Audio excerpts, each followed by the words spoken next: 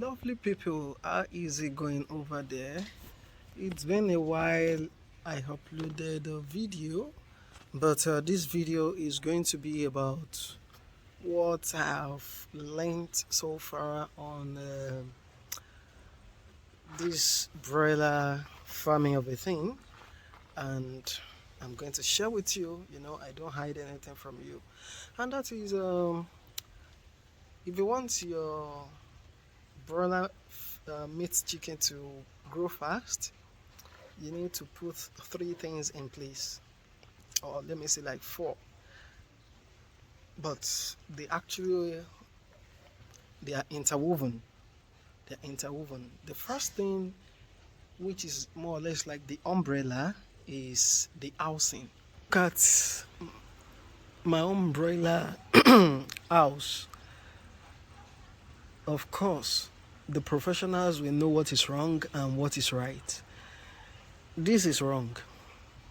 This is not the right structure for a broiler farm. How do I mean? Your broiler farm is supposed to be well ventilated. If your broiler farm is well ventilated, then you are going to be getting bumper harvest.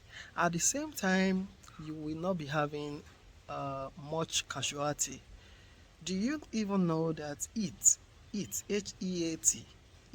can actually kill your birds? Yes.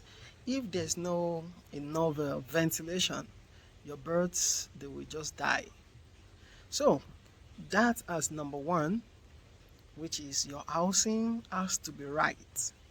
And when I'm saying your housing has to be right, you don't raise the blocks up to this level.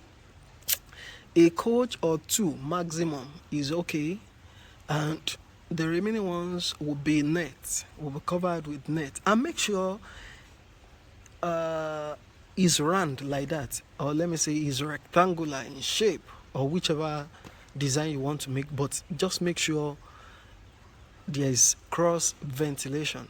I'm going to be talking about is make room for adequate water supply. If you are not going to be having adequate water supply, then forget broiler meat chicken production. Broiler, they need a lot of water, and if you're able to provide that, you're going to see results. The third point, which I'm going to be talking about, is their feeds. Work on their feeds, even if you are going to be formulating their feed, but your formula shouldn't be like this.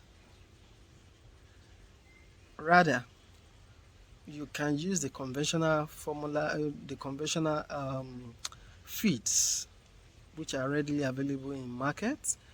I've used almost the top four or the top three feeds in my locality, and I have seen which one is the best for me, though I will not be talking about them right here because none of them is paying me. So but if you have watched my previous videos, you will know the ones I've used and the kind of result I got from them.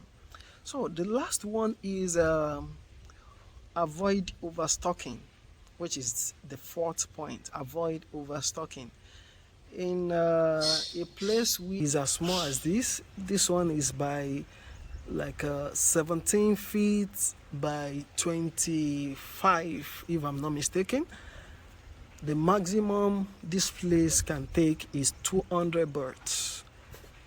And if I now decide, because I have the money to do it, and I put like 300 birds, the amount of runs, the amount of stunted ones we're going to be recording is going to be much. So rather, it's better you instead don't overcrowd your birds. So those are the four major things I think can make your harvest to be a bumper one. Of course, that is your target, and that is my target as well. So I'm sharing this with you so that at least you will learn from my own mistakes, By the time you want to set up your own, you are not going to be doing the same mistake. Let me tell you something before I round it off. If you give your birds the best feed, yet their housing, the pen, is very small and not conducive, they do not have cross ventilation, and they do not have adequate water supply, you will not see results.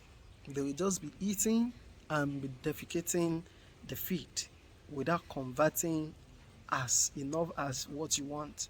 So, ladies and gentlemen, if you want bumper harvest, I want you to work on these 4 parameters, and I can assure you, you will definitely see results. So, to your success and to my progress, ladies and gentlemen, I remain your humble host. Subscribe to Rare Animals. I love you so much. Bye for now.